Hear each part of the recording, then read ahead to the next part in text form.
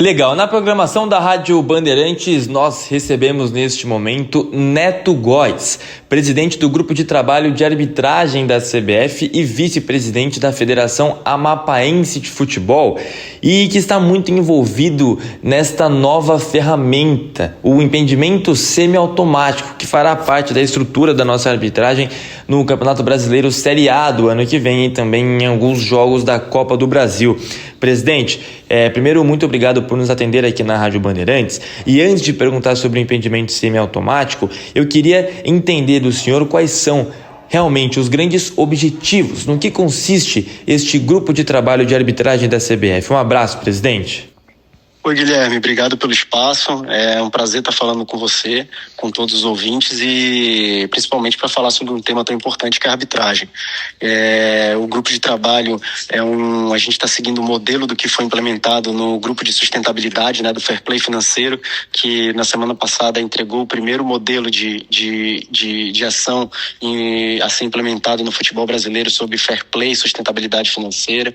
E como foi um sucesso, a CBF avaliou de forma muito positiva. E o presidente Samir, com a ideia de sempre de democratizar as discussões que estão acontecendo sobre os pontos do futebol brasileiro, resolveu criar esse grupo de trabalho, me deu a honra de chefiar essa missão, junto com o Helder, que é o secretário executivo da CBF, que relatou no grupo, o Davi, que é um braço da CBF Academy, que é um braço da CBF onde a gente consegue pesquisar bastante sobre modelos, sobre implementações, sobre dados. Então, partindo desse pequeno grupo, a gente estendeu essa participação para os clubes da Série A. Nós temos aí 17 clubes da Série A participando do grupo de trabalho, da Série B também, com quase na sua totalidade, salvo engano, são entre 15 e 18 clubes da Série B e as federações estaduais. Convidamos também para participar as associações nacionais de árbitros, então a ANAFUT e a BRAF estão envolvidos dentro desse processo, e a ideia principal, Guilherme, é que a gente consiga discutir pilares de desenvolvimento para a arbitragem. A gente sabe que a arbitragem brasileira ela precisa passar por alguns processos de reformulação dentro de algumas adequações do que tem sido feito no cenário europeu, no cenário norte-americano, no que diz respeito à implementação e investimento em novas tecnologias. Então, o presidente Samir pediu para que a gente liderasse esse grupo de trabalho. E a ideia é discutir sobre esses pilares. Na última reunião nós pré-definimos 4 pilares iniciais, que entre eles estão tecnologia, governança, formação e profissionalização. Então são 4 temas iniciais que nós vamos debater sobre e definir estratégias de implementação dentro desses temas. Essa agenda que a gente está fazendo com a Genius na tarde de ontem aqui em Londres faz parte desse processo, do processo da implementação de novas tecnologias. Então, a tecnologia do SAOT, ou do Semi-Automatic, que já é uma realidade na Premier League, já é uma realidade na La Liga, na Bundesliga, e a gente sempre cita essas ligas porque são as Big Fives, aí, as 5 maiores ligas do mundo. Então, usando desse modelo, a gente está levando uma tecnologia igual, a mais moderna do mundo, já para implementação no Brasileirão em 2026. É um compromisso do presidente Samir, da gestão nesses pilares. Tem muitos outros pontos voltados à tecnologia que a gente tem discutido. A HFCAM, que é aquela câmera que fica no corpo do árbitro, é uma possibilidade. A gente tem discutido também com a Hawkeye, que é a empresa que faz o serviço de VAR para a gente no Brasil, que é a mesma que faz para a FIFA, sobre a modernização dos aparelhos que hoje são utilizados para a gente dar mais dinamismo para as decisões protocolares do VAR. Então tem muita coisa que tem sido discutida, mas é importante dizer que esses pilares eles vão ser atacados, Guilherme, de uma forma de um planejamento a curto, médio e longo prazo. Então, nesse primeiro momento, nosso comprometimento é com a implementação de novas tecnologias e discussão de modelo de profissionalização.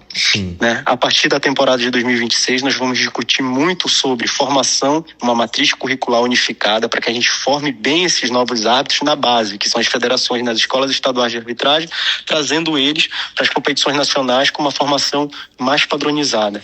E mudando um pouco o modelo de governança que é implementado. E quando a gente fala em governança, vai muito da inserção de processos bem claros e democráticos dentro do que a gente quer fazer na comissão de arbitragem. E o intuito é dar transparência, né, para que a gente consiga trazer os clubes para dentro desse processo, mas principalmente que a gente consiga dar um dinamismo para isso, implementação de processos, que a gente também consiga dar uma contrapartida, caso venha acontecer alguma falha, algum erro, que a gente consiga lidar melhor com isso. Uhum. E quando a gente passa também por profissionalização, passa não só pela capacitação desses árbitros, nem só da remuneração fixa, mas também da criação de uma equipe própria, específica, para que a gente consiga dar mais condições de trabalho para esses árbitros, condições físicas, acompanhamento de saúde mental, treinos técnicos, para que a gente possa realmente diminuir muito esses erros que podem vir a acontecer, seja de interpretação de regra, seja de posicionamento, e que a gente consiga ter muita mais fluidez no futebol. Presidente, então, só uma pergunta rápida. O senhor que convive, né, com esses árbitros agora, é uma vontade, pelo menos da maior parte dos árbitros, que seja profissionalizado essa arbitragem mesmo, essa profissão deles? Eu entendo que o ponto de vista deles é claro em relação a isso. Quando a gente fala em profissionalização, em poder dar mais condições de trabalho para eles, todos querem. O que a gente está discutindo dentro do grupo de trabalho, que a gente vai trazer para discussão à mesa com eles também, é o modelo dessa profissionalização. Se vai ser uma profissionalização via contrato, inicialmente a gente vai discutir com um nicho pequeno de árbitros, a ideia não é profissionalizar os 730 profissionais que a gente tem no braço da comissão de arbitragem. A ideia é que a gente inicie com um grupo pequeno de atuação da Copa da Série A, da Série B, e que a gente vai expandindo posteriormente. Esses modelos de contrato de trabalho, de que forma eles vão ser feitos, qual vai ser a periodicidade deles, porque também é uma proposta do grupo de trabalho que a gente tenha uma lista fluida, que não sejam árbitros que fiquem com contratos de 2, 3 anos, mas sim que a gente consiga discutir dentro do rendimento que esses árbitros tiveram no decorrer das competições, qual o melhor posicionamento deles lá. Então, de forma muito clara, para a gente conseguir trabalhar isso com um discurso muito aberto, trazendo, claro, os clubes da Série A, da Série B para dentro, as federações, mas principalmente ouvindo os árbitros, porque eles são chave, eles têm um papel chave e fundamental em toda a implementação dessa nova dinâmica. A gente conversa com Neto Góes aqui na Rádio Bandeirantes, ele que é presidente do Grupo de Trabalho da Arbitragem da CBF e também vice-presidente da Federação Amapaense de Futebol. Presidente, sobre o impedimento semiautomático, então, contrato assinado com a Genius Sports e eu imagino, claro, que deva haver uma adequação em relação à realidade do futebol brasileiro, né? Porque o custo de tudo isso deve ser um pouco mais alto, já queria te perguntar sobre isso também, mas como foi feito ou como será feita essa adequação do uso, da implantação do impedimento semiautomático dentro da realidade financeira dos clubes brasileiros? Serão os clubes a pagar o impedimento semiautomático, presidente? Não, isso é um compromisso da gestão do presidente Samir, um compromisso da CBF, investir na arbitragem. Então, os custos de iniciais desse contrato, é um contrato de 2 anos, eles são todos cobertos pela CBF. Vai ser um investimento ao longo desses 2 anos de 25 milhões de reais, né? Dividindo aí entre os jogos que acontecerão. O semiautomático, ele vai cobrir aí 480 jogos da Série A e mais 30 jogos que serão definidos da Copa do Brasil. Então serão 410 jogos cobertos com essa tecnologia. A gente vai implementar essa tecnologia, as câmeras, né? São 27 câmeras são 28 câmeras que serão instaladas em 27 estádios ao longo de todas as regiões do Brasil, região Nordeste, região Centro-Oeste, Sul, Norte, Sudeste. Então são 27 estádios que vão receber essa nova tecnologia. Essa implementação está toda dentro do escopo desse contrato, e eu acredito que é importante essa virada de chave, Guilherme, porque a gente fala muito da análise de dados, a gente fala muito sobre o semiautomático, mas essa é uma tecnologia muito mais completa. A gente teve a possibilidade de fazer uma apresentação para os clubes na reunião inaugural do grupo de trabalho. Eles puderam ver todos os prós que tem nessa tecnologia, e é importante que a gente frise que o semiautomático, ele realmente é um protocolo muito claro relacionado à tomada de decisão. Nós vamos precisar explicar esse protocolo muito claramente para os clubes, para a imprensa, porque é necessário entender o que cobre e o que não cobre essa nova tecnologia. Sim. Mas por que eu estou falando que é uma virada de chave importante? Porque através dessas câmeras também, futuramente, a gente pode ter uma análise de dados permanente em atuação dos clubes e dos nossos árbitros. Então a gente vai conseguir acompanhar quantos sprints, que são aquelas corridas que os nossos árbitros vão dar, qual é a base de atuação de toque de bola, de falta dos clubes. Então tem uma série de dados que a gente vai conseguir ter acesso, e principalmente vai conseguir explorar. Os clubes vão conseguir explorar isso para melhorar a fluidez do jogo. E enquanto CBF, a gente vai conseguir também dar mais dinamismo para os nossos dados. A gente vai conseguir também passar um treinamento mais específico para esses árbitros através dessas análises. Então, o semiautomático é interessante, mas é a ponta do iceberg dessa nova tecnologia. É uma tecnologia que ano que vem já entra o semiautomático, mas ao processo de ponto de atuação, a gente vai divulgando os próximos passos. Maravilha. Presidente, 2 perguntas em uma aqui, rapidamente. O Mercado Livre Arena Pacaembu está entre os estádios licenciados para receber, então, o impedimento semiautomático, a estrutura desse impedimento e desse sistema? E uma outra, algum clube se opôs à adoção do impedimento semiautomático nessa reunião do grupo de trabalho que teve, ou todos foram a favor? Não, todos foram a favor. A gente fez uma reunião de apresentação da tecnologia, né, na reunião inaugural. Todos gostaram muito do processo. Eu acho que é um processo que traz muito mais fluidez e clareza pro jogo, então é de interesse de todos os clubes. Vai ser imprescindível a cooperação desses clubes nesse processo de implementação, porque a grande maioria dos estádios, eles são administrados pelos clubes. Alguns são administrados pelo poder público, alguns por concessão de empresa, no caso o Allianz, mas a gente vai precisar da cooperação de todas essas entidades, esses atores, para que a gente consiga dar fluidez nessa implementação. Então, agora vamos para a parte mais de infraestrutura.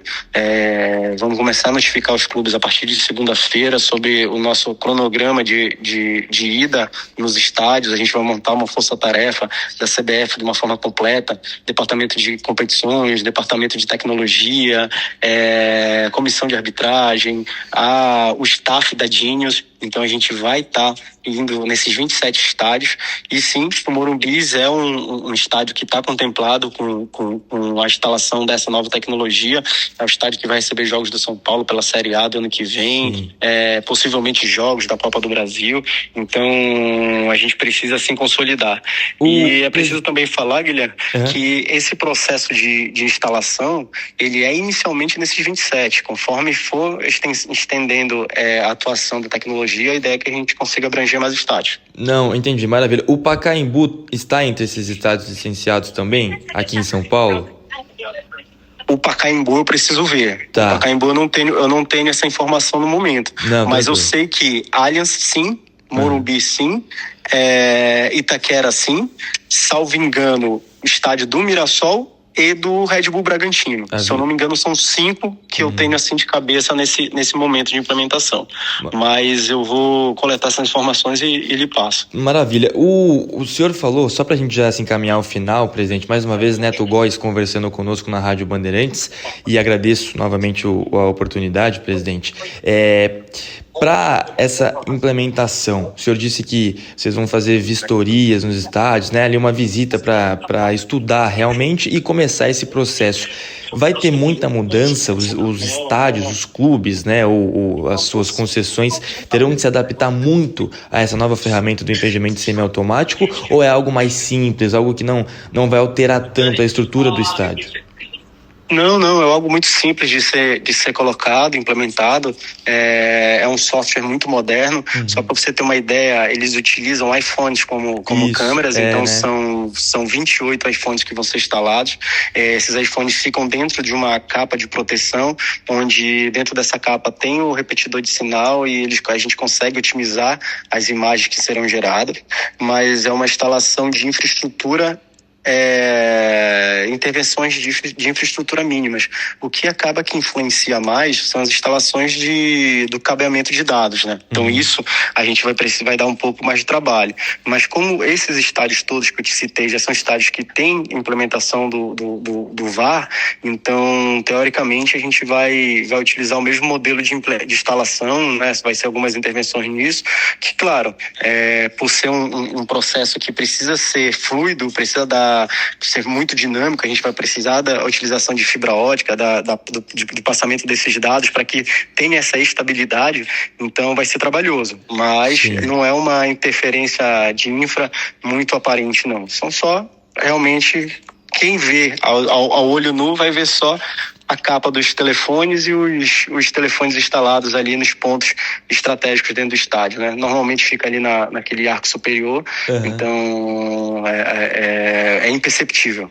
É isso que eu ia perguntar, onde serão posicionados, né, instalados esses iPhones aí? Então, mais no arco superior, até porque precisa pegar, né, imagens mais gerais, né, mais amplas mesmo do campo para poder não é nem um traçar de linhas, né, que não será mais feito por humano, agora por esse software aí que vai gerar aquele holograma que a gente está acostumado a ver nos campeonatos internacionais. É a mesma coisa que a gente vai ver na televisão, enfim, será o mesmo processo.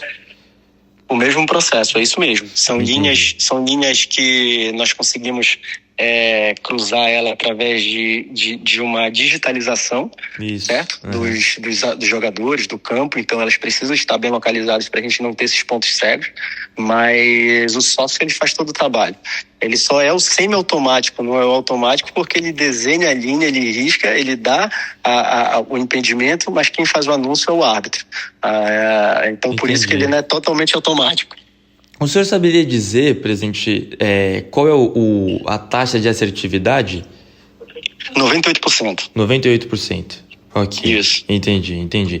Não, maravilha, acho que está tudo muito claro, né? Então os próximos passos, acho que tem a Dinos Sports tem até o dia 10 de janeiro para regularizar tudo, ou tem alguma outra data, porque o Brasileirão começa dia 28, né, do mês de janeiro, também tem Copa do Brasil aí nas fases mais finais, então qual é o limite, quais são os próximos passos aí para que tudo esteja certo e alinhado para começar o uso do impedimento semiautomático? A partir de segunda-feira a gente já vai começar a fazer o contato com os clubes, já vai começar a notificá-los. Dentro dessa programação que a Dinios vai nos passar sobre os técnicos que vão estar no Brasil já para fazer o apoio dessa implementação, a gente já vai passar para eles. A ideia é que a gente ataque inicialmente alguns estádios mais chaves dentro desse processo de finais da Copa do Brasil, de abertura do Campeonato Brasileiro. Então, Maracanã é uma possibilidade, o Allianz é outra possibilidade, Itaquera é uma possibilidade, Mineirão é uma possibilidade. Então já vamos trabalhar muito específico para a gente dar mais celeridade nesses espaços, a implementação, mas é um processo tecnológico que a gente vai precisar fazer alguns testes offline antes de colocar em atividade, e a ideia é que a gente aproveite sim esse gap aí das rodadas finais do Brasileiro, das finais da Copa do Brasil, para fazer testes offline, né? Então não vão estar oficialmente funcionando e até mesmo em cooperação com as federações fazer alguns testes já nos campeonatos estaduais que iniciam no dia 7. A ideia é que a gente chegue lá no dia 28 de janeiro já com o processo consolidado. E aí todos os jogos com esse novo sistema, né? Isso aí. Maravilha. Presidente, mais uma vez, muito obrigado por nos atender aqui na Rádio Bandeirantes, mesmo em viagem, aí o senhor se disponibilizou para conversar conosco, para esclarecer e explicar com muita propriedade, aliás, até parabéns ao senhor, presidente, tudo sobre esse novo momento da CBF em relação à arbitragem. O Neto Góes, que é presidente do grupo de trabalho da arbitragem e também o vice-presidente da Federação Amapaense de Futebol. Presidente, um abraço ao senhor e que dê tudo certo aí na implementação e na utilização desse novo sistema que tem tudo para ser muito bom para o futebol brasileiro. Grande abraço ao senhor, presidente. Eu que agradeço vocês pelo espaço, e já fica aqui o convite, futuramente, quando estivermos na fase de implementação de instalação, a ideia é que a gente faça um convite à imprensa para conhecer de perto as instalações do semiautomático e apresente um pouco do protocolo. A ideia dessa nova gestão da CBF, Guilherme, acho que já ficou muito claro, que é, além de democratizar, transformar esses processos em processos muito mais transparentes, muito mais claros, com essa participação da imprensa, dos clubes. Então é imprescindível que a gente tenha esse apoio de vocês, não só na exposição dessa tecnologia, mas também dos protocolos que vão ser implementados, até para que vocês possam entender e dissertar melhor sobre, já para a temporada do ano que vem. É isso aí, a gente volta a conversar então, presidente, com um contrato firmado entre nós aqui. Grande abraço, obrigado presidente. Pelo espaço, um abraço. Legal, importante então, Neto Góes, presidente do Grupo de Trabalho de Arbitragem da CBF e vice-presidente da Federação Amapaense de Futebol, conversando conosco aqui na Rádio Bandeirantes sobre o impedimento semiautomático, que vai ser uma ferramenta utilizada em 2026 e 2027 dentro da elite do futebol brasileiro.